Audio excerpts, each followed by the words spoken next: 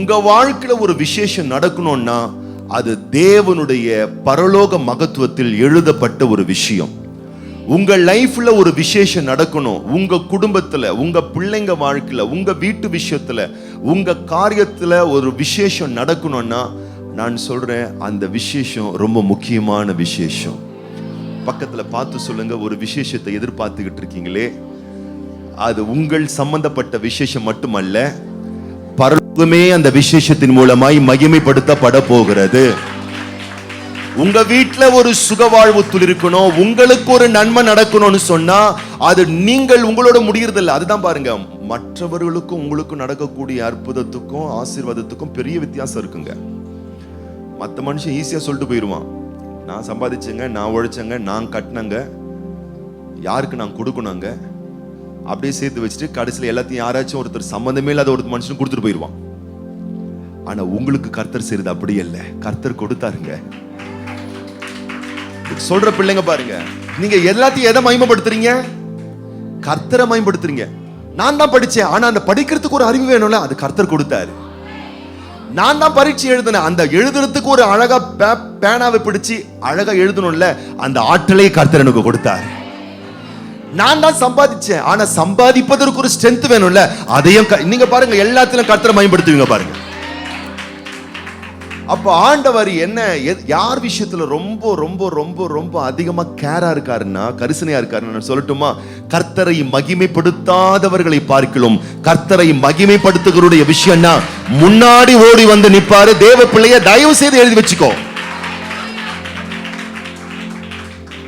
கர்த்தரை கனப்படுத்தாத இந்த உலகத்தில் கோடி நபர்கள் இருக்கட்டும், இன்னைக்கு எழுதி வச்சுக்கோங்க. நான் சொல்றேன், கர்த்தரை கனப்படுத்துற சின்னவங்களா நீங்க இருக்கட்டும், ஆனா கர்த்தருக்கு யாரு தெரியுமா ஆசீர்வதிக்க விருப்பம்? கர்த்தருக்கு பயப்படுகிற சிறியோரையும் பெரியோரையும் ஆசீர்வதிப்பதே கர்த்தருக்கு பிரியம். கர்த்தரை கனப்படுத்தாத 1000 பேர் நலமாய் வாழ்வதனால் ஒரு பெரிய மாற்றம் வரப்போறதில்ல. அவன் மொத்தமா சேர்த்து வச்சுக்கிட்டு 1000 பாவியை உருவாக்குவான். ஆனா உன்னை ஆசீர்வதிக்கிறதுனால நீ பல நீதிமான உருவாக்குவ, கர்த்தருடைய நாமத்தை நீ மகிமைப்படுத்துவ. நான் சொல்றேன், உங்க வீட்டு விசேஷம், உனக்கு ஒரு நன்மை நடக்கணும், உன் பிள்ளைக்கு ஒரு நன்மை நடக்கணும், உன் குடும்பத்துக்கு ஒரு நன்மை நடக்கணும், உன் வருங்காலத்துக்கு ஒரு நன்மை நடக்கணும்னா ஏதோ நீ நினைச்சிராத, இது எப்படி முடியும், எப்படி ஆகும், எப்படி நான் சந்திக்க போறேன் பயப்படாத. இது ஏதோ உன்னுடைய தனிப்பட்ட விசேஷம் மட்டும் அல்ல. நீ நினைக்கலாம் இது என் தொழில், ஆஹா, நீ கர்த்தரை கனப்படுத்துறதுனால இதுல பரலோகமும் வந்து இணைக்கப்படுகிறது. என் படிப்பு, இல்ல இல்ல, இதுல இந்த படிப்பின் மூலம் நீ தேவனை மகிமைப்படுத்துறதுனால பரலோகமே வந்து இணைத்துக் கொள்ளுகிறது. இது என் ஊழியம், இல்ல இல்ல, இது பரமதேவனை நீ கனப்படுத்துறதுனால பரலோகமே வந்து உனக்கு சப்போர்ட் பண்ண போகுது. அப்ப முதல்ல நீங்க சிந்தையில் பதிக்க வேண்டிய ஒரு விஷயம் என்னன்னா, எனக்கு நடக்கிற விஷயம் எனக்கு மட்டுமல்ல, இதனால் தேவனுடைய நாமம் மகிமைப்படுத்தப்பட போகுது. ஒத்த மனுஷன், ஒரு மனுஷன் அவனுக்குள்ள ஒரு மாற்றம் வந்து மனம் திரும்பினாலே பரலோகமே கொண்டாடுதாங்க. ஏன்னா அது தேவனை கனப்படுத்துற விஷயமா இருக்கு. அத நான் சொல்றேன், நீங்க தேவனை கனப்படுத்துகிற பிள்ளைகளா இருந்தீங்கன்னா நீங்க தைரியமா நில்லுங்க, பின்வாங்காம நில்லுங்க. நான் சொல்றேன், காரியம் உங்களுக்கு ஜெயமாய் முடியும். ஏன்னா நீ கர்த்தரை மகிமைப்படுத்துற பிள்ளை, நீ கர்த்தரை கனப்படுத்துற பிள்ளைன்னா நீ பின்வாங்காத. உனக்கு ஒரு நன்மை நடக்கணும், வெற்றி நடக்கணும், உயர்வு நடக்கணும்னா பின்வாங்காத, முன்னாடி நில்லு. நீ மட்டும் சிங்கிளால இருந்தா பின்னாடி போயிருது நல்லது. தாவீது சிங்கிளால இருந்தா பின்னாடி போயிருது நல்லது. அவன் சேனையை எடுத்துக்கிட்டு வந்துட்டான். சேனைகளின் கர்த்தருடைய நாமத்தினாலே வருகிறேன், மொத்த பரலோக சேனையை இறங்கிடுச்சு பாருங்க அவனுக்காக. ஏன்னா சவுல் ஜெயிச்சிருந்தாருன்னா, நல்ல கவனிங்க, சவுல் ஜெயிச்சிருந்தாருன்னா அங்க ஆண்டவரை மகிமைப்படுத்திருக்க மாட்டான். ஏன்னா ஒரு இடத்துல கூட சவுல் ஆண்டவரை கனப்படுத்தலங்க. பைபிள்ல எங்க வேணா நீங்க பாருங்க, அவன் கர்த்தருடைய பெயரையும் உச்சரிக்கல, தேவ சமூகத்தையும் தேடல, கர்த்தருடைய நாமத்தை கனப்படுத்துவோம் இல்ல, எல்லாம் பாத்தீங்கன்னா குறி கேட்கிற பொம்பளை பின்னாடியும் சுத்திக்கிட்டு இருந்தான். ஆனா இந்த தாவீது எல்லாத்தையும் கர்த்தரை கனப்படுத்துறதுனால பரலோகம் எல்லாருக்கும் இறங்காதுங்க. நான் சொல்றேன், பரலோகம் எல்லாருக்கும் இறங்காதுங்க, பரலோக சேனை உனக்கு மட்டும் இறங்கும். ஏன்னா உன் வாழ்வில் நீ தேவனை கனப்படுத்தினா நான் சினிமாவை கனப்படுத்துறேன், சினிமாவில் இருக்கக்கூடிய செலிபிரிட்டியை கனப்படுத்துறேன்னா இன்னும் எழுதி வச்சுக்கோங்க, வாய்ப்பே கிடையாது. அரசியலை கனப்படுத்துறேன், அரசியல் தலைவரை கனப்படுத்துறேன், வாய்ப்பே கிடையாது. நான் பரலோகத்தின் தேவாதி தேவனை நான் கனப்படுத்துறேன், பரிசுத்த ஆண்டவரை நான் கனப்படுத்துறேன்னா பரலோக சேனையே வந்து நிற்கும். நீ தைரியமா நில்லு, நீ துணிச்சலா நில்லு, பரம சேனையும் உன் கூடவே நிற்கும். நீ பின்வாங்க வேண்டிய அவசியமே இல்லை.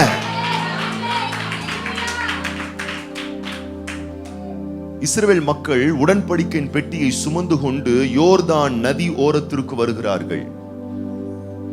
யோர்தான் எப்படி போதான்? பைபிள் சொல்லுது கரை புரண்டு ஓடுதான். அப்படின்னு அர்த்தம்னா கரையே தெரியல, அந்த அளவுக்கு வீரியம் கொண்டு ஓடுது. கவனிங்க, ரெண்டு விஷயம் நடக்கணும். ஒண்ணு, யோர்தான் பின்வாங்கணும், இல்லைன்னா உடன்படிக்கை பெட்டியை சுமக்கக்கூடிய ஆசாரியர்கள் இஸ்ரவேலர்கள் பின்வாங்கணும். இதுதான் நடக்கணும். ஏன்னா கரை புரண்டு நீ கரையில கால் வச்சா கூட உன்னை அடிச்சு தள்ளிட்டு போயிடும், அப்படி ஓடுது யோர்தான். என்ன தெரியுமா ஆச்சு? உடன்படிக்கை பெட்டியோட வந்திருக்க ஐயா, கர்த்தருடைய நாமத்தை கனப்படுத்துறேன் ஐயா. அந்த பெட்டிக்குள்ள மன்னா என்ற தேவனுடைய வார்த்தை இருக்கு, அந்த பெட்டிக்குள்ள அற்புதம் என்னும் கோல் இருக்கு, அந்த பெட்டிக்குள்ள தேவன் செய்த உடன்படிக்கை இருக்கு. உன் இதயத்துக்குள்ள நான் தேவனுக்குரியவள், நான் தேவனுக்குரியவன், நான் தேவனுடைய ரத்தத்தால கழுவப்பட்டவள், ஆண்டவருடைய வார்த்தை எனக்குள் இருக்கின்ற ஒரு வைராக்கியத்தோடு நீ வந்தன்னு சொன்னா, நீ பின்வாங்கவே பின்வாங்காத. எழுதி வச்சுக்கோ, பக்கத்துல பார்த்து சொல்லுங்க. பெரிய பிளஸிங்ஸ் எதிர்பார்ப்பிய, எழுதி வச்சுக்கோ. பின்வாங்கவே பின்வாங்காத. அவன் உடன்படிக்கை பெட்டியை புடிச்சுக்கிட்டு நிக்கிறாங்க. இயற்கையின்படி யோர்தான் பின்வாங்காது, தேவனுடைய அற்புதத்தின்படி யோர்தான் பின்வாங்கித்தான் ஆக வேணும். நீ உடன்படிக்கையின் பெட்டியை சுமந்தா, ஆண்டவருடைய வார்த்தையை சுமந்தா, தேவ பக்தியை சுமந்தா, தேவ பயத்தை சுமந்தா, நான் என் வாழ்க்கையில, என் நேரத்துல, என் பணத்துல, என் முக்கியத்துவத்துல என் ஆண்டவரை தான் நான் கனப்படுத்துவேன் என்ற வைராக்கியம் உனக்கு இருந்தா நீ பின்வாங்காத. யோர்தான் பின்வாங்கும், யோர்தான் பின்வாங்க. எழுதி வைத்துக்கொள் தேவ பிள்ளையே. யோர்தான் பின்வாங்குச்சுங்க. எப்படி பின்வாங்குச்சான்? குவியலா நின்னுச்சான். அப்படியே சட்டங்கள் உனக்கு முன்னாடி குவியலா நிற்கும், திட்டங்கள் உனக்கு முன்னாடி குவியலா நிற்கும். உனக்கு ஒரு அற்புதம் நடக்கணும்னா பரம சேனையை இறங்கி வரும். யாருக்கு? தேவ பக்தி உள்ளவர்களுக்கு, தேவனுக்கு பயப்படுகிறவர்களுக்கு, தேவ உடன்படிக்கை பெட்டியை பிடிக்கிறவர்களுக்கு. துணிச்சலா நில்லுங்க. பக்கத்துல பார்த்து சொல்ற தட்டி சொல்லுங்க, தைரியமா நில்லு, நான் பாத்துக்க மாட்டேன். அப்படி பக்கத்துல யாராச்சும் அப்படி சொன்னாலும் தயவு செய்து நம்பிராதீங்க. சிலர்லாம் சொல்லுவாங்க, நான் பாத்துக்கிறேங்க, நான் இருக்கிறேங்க, உங்களுக்கு என்னங்க வேணும். முதல்ல அந்த பார்ட்டி மட்டும் நம்பிராத. யார ஒண்ணு நம்பு. காலை வாரி விடுறதே போனை போட்டு எடுக்காதுங்க. ஒரு காலத்துல அதுக்கு தான் சொல்லிச்சுங்க, என்ன வேணும் உனக்கு நான் செய்யறேன், என்ன வேணும் சொல்லு. அப்புறம் கூப்பிட்டு பாருங்களேன், ஒரு கால் ரெண்டு கால் எடுக்கும், அதுக்கப்புறம் சுவிட்ச் ஆஃப். இவரை நம்புங்க, வைராக்கியமா முன்னாடி நில்லு. தேவ பிள்ளையே, பின்வாங்காம முன்னாடி நில்லு. உன் ப்ரமோஷனா முன்னாடி நில்லு, ஒரு வெற்றியா முன்னாடி நில்லு, ஆறு எதிர்ப்பு வந்தாலும் முன்னாடி நில்லு. பின்வாங்கவே பின்வாங்காத. உடன்படிக்கை பெட்டி உன் தோளில் இருந்தால் முன்னாடி நில்லு. என்ன ஆச்சு? பக்கத்துல பார்த்து சொல்லு, யோர்தான் பின்வாங்கிச்சு. தேவ பிள்ளைகள் பின்வாங்கினதாய் சரித்திரம் இல்லை. ஒரு தேவ பிள்ளை கர்த்தருக்கு பயந்த அவன் வளர்ச்சியை பார். அவன் தேவனிடத்திலே பயபக்தி உள்ளவனா இருந்தால், உலகத்தானை போல் வாழாமல் பிரித்தெடுக்கப்பட்ட ஜீவம் செய்தால் அவனை கண்ணோக்கி பார். அவன் இந்த உலகத்திலே சாதாரணமானவன் அல்ல, அவன் சக்தி வாய்ந்தவன். ஏன்னா அவன் கர்த்தருக்காக வைராக்கியம் பாராட்டுகிறவன். உலகம், உலக சட்டம், உலக நியதி, உலக இயற்கை பின்வாங்கும். நான் சொல்றேன், அந்த இடத்துக்கு நீங்க வரணும். ஏன்னா உங்க லைஃப்ல ஒரு காரியம் நடக்கணும்னா, யார் லைஃப்ல? கடவுளுக்கு பயப்படுறவங்க லைஃப்ல சொல்றேன், தெய்வத்தை கனப்படுத்துறவங்க லைஃப்ல நான் சொல்றேன். உங்களுக்கு ஒரு காரியம் நடக்கணும்னா அது உங்கள் சம்பந்தப்பட்டது மட்டும் அல்ல, சில நான் சொல்றேன் பாருங்க, சில சவாலுக்குள்ள 1000 உறவு இருக்கும், 1000 சொந்தம் இருக்கும். ஆனா நீங்க தனியா தான் ரிஸ்க் எடுப்பீங்க. நீங்க தனியா தான் ரிஸ்க் எடுத்து ஆகணும். பரீட்சை தனி பிள்ளை தான் எழுதணும். அந்த பிள்ளைக்கு அப்பா இருக்கும், அம்மா இருக்கும், பிள்ளைங்க இருப்பாங்க. மன்னிக்கணும், அப்பா என்ன இப்ப கல்யாணம் பண்ணவங்க கூட எக்ஸாம் எழுதுறாங்களே. ஆமாங்க, எங்க நிறைய பேர் கல்யாணம் ஆனதுக்கு அப்புறம் தான் கிராஜுவேட்டே ஆகுறாங்க தெரியுமா? அப்பா இருக்கும், அம்மா இருப்பாங்க, பிள்ளைங்க இருப்பாங்க, சொந்தம் இருக்கும், பந்தம் இருக்கும், 1000 விதமான இன்ஃப்ளூயன்ஸ் இருக்கும். ஆனா அவங்க தான் எக்ஸாம் ஹால்ல பேப்பர் வாங்கி எழுதணும். சில சவால்களை நம்ம மட்டும்தான் சந்திக்க முடியும். வேற யார் எல்லாம் இருப்பாங்க, ஆனா அவங்களால அது முடியாது. நீ தான் ஃபேஸ் பண்ணி ஆகணும், நீ தான் நின்னு ஆகணும், களத்துல நீ தான் இறங்கி ஆகணும். இறங்கும் போது பின்வாங்காத. உடன்படிக்கை பெட்டி எடுத்துக்கிட்டு முன்னாடி நெல்லு. எது பின்வாங்கணுமோ அது கரை புரண்டு வந்தாலும் சரி, அது பின்வாங்கும். நீ நிச்சயமாய் முன்னேறி செல்லுவா. ஏன்னா இந்த யுத்தம் உன்னுடையது அல்ல, இந்த ஜெயம் உன்னுடையது மட்டுமல்ல, இந்த போராட்டம் உன்னுடையது மட்டுமல்ல. 2 கரங்களை உற்சாகமா தட்டி சொல்லு, இந்த யுத்தம் கர்த்தருடையது. உன் விஷயம் கர்த்தருக்குடையது. பரலோக சப்போர்ட் உனக்கு உண்டாகும். 1000 பேர் கையை விரிச்சாலும், கையை மறைச்சாலும், அட்டைய போட்டாலும், கட்டைய போட்டாலும், மட்டைய போட்டாலும் துணிஞ்சு நில்லு, பின்வாங்காம நில்லு, விசுவாசத்துல நில்லு, வைராக்கியமா நில்லு. பெறுவேன், அடைவேன், பெற்றுக்கொள்வேன். வானம் திறக்கப்படும். இடம் கொள்ளாமல் போகக்கூடிய அளவுக்கு என் மேல ஆசீர்வாதம் வரும். நான் கர்த்தருக்கு காணிக்கை கொடுக்கிற ஆளியா, கர்த்தருக்கு தசமபாகம் கொடுக்கிற ஆளியா, கர்த்தருக்காக நான் உற்சாகமா வாழ்ற ஆளினா உனக்குள்ள ஒரு ஆவிக்குரிய திமிர் வரும். நீ ஆண்டவர் விஷயத்துல உண்மையா இருந்து பார், உத்தமமா இருந்து பார், ஆவிக்குரிய தைரியம் வரும் உனக்குள்ள. நான் கர்த்தருக்கு பயப்படுற ஆளியா, நான் கர்த்தரை கனப்படுத்துற ஆள். எல்லா மனுஷனுக்கு முன்னாடி நான் கர்த்தரை நம்புற ஆளு நீ சொல்லிப்பாரு, அதை நீ நடைமுறைப்படுத்தி பாரு. உனக்குள்ள வரும் பாரு ஒரு ஆவிக்குரிய ஒரு தைரியம். பரலோகம் இறங்கி வரும் உங்களுக்காக. யோர்தான்லாம் நீ காலி பண்ணுவ, அதெல்லாம் ஒண்ணு இல்லாம அட்ரஸ் இல்லாம போவோம் உனக்கு முன்னாடி. அது குவியலா போய் நிற்கும். நீ ஈஸியா சுலபமாய் கடப்பாய். இன்று சிலரோடு கர்த்தர் தீர்க்க தரிசனமாய் பேசுகிறார். எழுதி வைத்துக்கொள், இந்த நாளிலிருந்து பின்வாங்காதே. நீ தேவனுக்கு பயப்படுற பிள்ளையா இருந்தா பின்வாங்காத. நீ தேவனுக்கு பயப்படாத ஆளா இருந்தா பின்வாங்கிரு. ஏன்னா பரலோகம் சப்போர்ட் பண்ணாது, பரலோகம் சப்போர்ட் பண்ணாது. உங்க லைஃப்ல வந்து கர்த்தருக்கு பயப்படுற பயம் இருந்துச்சுன்னா பரலோகம் சப்போர்ட் பண்ணும். நின்னாங்க, நடந்தது. ஆகவே கர்த்தரை கனப்படுத்துற உங்க பிள்ளைகளுடைய சவால் என்பது தனிப்பட்ட சவால் அல்ல, அங்க தேவனுடைய அனுக்கிரக துணை வருகிறது. இன்னும் தியானத்துக்குள்ளே போகல, ஒரு வசனம் தான் தியானிச்சோம், அதுக்குள்ள நேரம். ஒரே ஒரு விஷயத்தை மட்டும் நான் சொல்லி முடிச்சிடுறேன். இன்னைக்கு இதை போனே நீ சாயந்தரம் வரைக்கும் நம்ம போலாமா? கர்த்தர் உங்களை ஆஸ்வதிப்பாராக. இங்க ஒரே ஒரு விஷயத்தை வாசிக்க வேணாம், டைம் ஆயிடுச்சு. எசன்ஸ் மட்டும் நான் சொல்லி முடிக்கிறேன். என்னன்னா, ஒரு தேவை வருது, ஒரு குறைவு வருது. திராட்சை ரசம் குறைவுபட்ட உடனே, சாப்பாடு குறைஞ்ச உடனே யார்கிட்ட போய் சொல்லணும்? நல்லா கவனிங்க. நீங்க ஒரு ஃபங்க்ஷன் நடத்துறீங்க, சாப்பாடு குறைஞ்சிடுச்சு, யார்கிட்ட போய் சொல்வீங்க?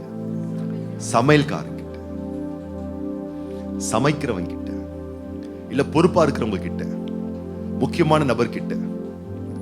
சமையலுக்கும் பொறுப்புக்கும் சம்பந்தமே இல்லாத ஒரு நபரிடத்துல தகவல் போகிறது, திராட்சை ரசம் இல்லை. ஒண்ணு மட்டும் புரிஞ்சுக்கோங்க, உங்க தேவைக்கும் அவருக்கும் நிறைய சம்பந்தம் இருக்குன்றதை இன்னைக்கு மறந்துடாதீங்க. யாருக்கும் தெரியாது இவர் அழைக்கப்பட்ட ஒரு விருந்தாளி என்று. ஆனால் மரியாளுக்கு மட்டுமே தெரியும், இவர் அழைக்கப்பட்ட விருந்தாளி அல்ல, இந்த உலகத்தையே அற்புதமாய் மாற்றுகிற ஒரு அருமை ரட்சகர். இந்த உலகத்துக்கு தெரியாது. உனக்கு தெரிந்தால் போதும், என் ஆண்டவர் ஒருவர் போதும், என் வாழ்க்கையே நிறமாய் சுவையாய் நறுமணமாய் மாற பண்ணுவாருன்னு. அப்ப நீங்க உங்க ஜெபங்களை அற்பமா நினைக்காதீங்க. இந்த மரியாள் போயிட்டு சமையல்காரங்கிட்ட போயிருக்கலாம், வேலைக்காரங்க கிட்ட போயிருக்கலாம், எங்கெங்கயோ போயிருக்கலாம். ஆனா இந்த மாதிரி நேரா ஆண்டவர்கிட்ட வராங்க. நான் சொல்றேன், என்ன வானாலும் சரி, ஆண்டவருடைய பாதத்துல உங்க இதயத்தை ஊத்திருங்க. ஆண்டவருடைய சமூகத்துல நீங்க உட்கார்ந்துருங்க. தேவ பிரசன்னத்துல நீங்க வந்துட்டீங்கன்னா நான் சொல்லட்டுமா, உங்களுடைய உடலும் உள்ளமும் உறுதி பெறும், வலிமை பெறும். உங்களை பாராட்டுறவங்களும் முதுகுல தட்டி கொடுப்பாங்க, உங்களை படிக்கிறவங்களும் முதுகுல குத்தி கொடுப்பாங்க. பக்கத்துல பார்த்து சொல்லுங்க, பாராட்டுறவங்களும் முதுக தான் தட்டுறாங்க, படிக்கிறவங்க முதுகுல குத்துறாங்க. பாராட்ட கண்டு முதுகுல தான் பாதிக்கும், குத்துறதும் முதுக தான் பாதிக்கும். நான் சொல்றேன், ரெண்டுமே பாதிக்க கூடாதுன்னா முதுக உறுதியாக்குங்க. உங்க தோலை உறுதிப்படுத்துங்க. உங்க தோலை நீங்க உறுதிப்படுத்தணும்னா உங்க கண்ணை கர்த்தர் மேல வைங்க. உங்க போக்கஸ் அவர் மேல வச்சு, முடிஞ்சா பரவாயில்ல, முடியாட்டி பரவாயில்ல, இல்ல கர்த்தரை தான் முடிய பண்ணுவார். இங்க திராட்சை ரசம் வருவதற்கு வாய்ப்பே இல்லை. நான் சொல்லட்டுமா, நீ எதிர்பார்க்கிற காரியம் உனக்கு நடப்பதற்கு சாத்தியமே இல்லாவிட்டாலும் இன்னைக்கு தைரியமாய் துணிவுடன் சொல், சாத்தியப்படுத்துகிற ஒரு சத்தியபரர் இன்றைக்கு உன்னுடைய சவாலை அறிந்து உன்னோடு பேசிக் கொண்டிருக்கிறார். உன் தேவையை அறிந்து உன்னோடு பேசிக் கொண்டிருக்கிறார். நீ போகிற பாதை என்னது என்பதை அறிந்தவர் உன்னோடு பேசிக் கொண்டிருக்கிறார். எத்தனை பேர் சொல்ல போறீங்க, அவர்கிட்ட நான் சொல்லிடுறேன், அவர்கிட்ட நான் கொடுத்துடுறேன், அவர்கிட்ட நான் அர்ப்பணிச்சிடுறேன்.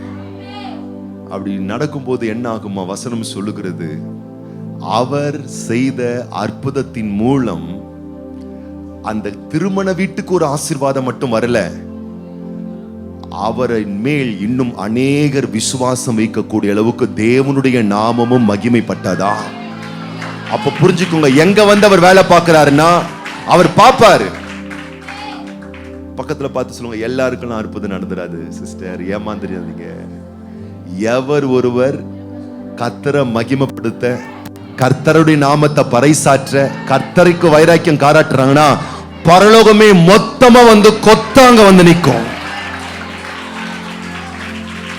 இவனுக்கு செய்வதினால் ஆலயம் மகிமைப்படும், இவர்களுக்கு செய்வதால் தேவநாம மகிமைப்படும், இவர்களுக்கு செய்வதால் இவர்களுடைய சாட்சியின் வாழ்க்கை ஆசீர்வதிக்கப்படும், இவர்கள் மூலம் தேவனுடைய பலத்த நாமம் மகிமைப்படும் என்றால், நான் சொல்றேன், உன்னுடைய வாழ்க்கையில ஆண்டவர் முதன்மையான காரியத்தை செய்வதற்கு அவர் போதுமானவராக இருக்கிறார். எத்தனை பேர் சொல்ல போறோம் இன்னைக்கு, சிறியதே ஆனாலும் பெரியதே ஆனாலும் ஆண்டவருடைய சன்னிதானத்திலே அர்ப்பணித்து பாருங்கள், ஒப்பு கொடுத்து பாருங்கள். அல்லேலூயா.